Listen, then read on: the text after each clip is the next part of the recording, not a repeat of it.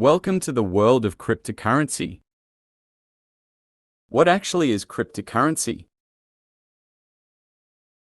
Cryptocurrency is a type of digital money created to work online without needing a bank.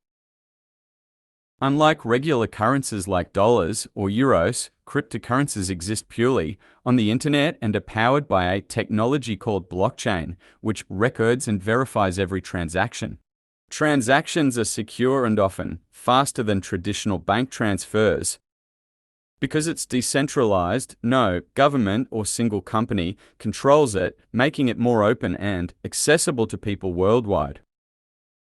Many believe crypto is the future of finance because it provides new ways for people to control and grow their wealth independently, making it an exciting space to explore.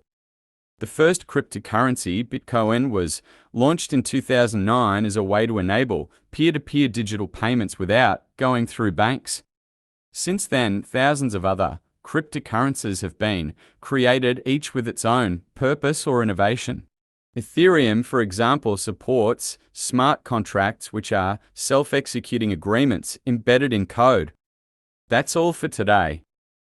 Thanks for watching. Like, share, and subscribe to our channel for upcoming videos.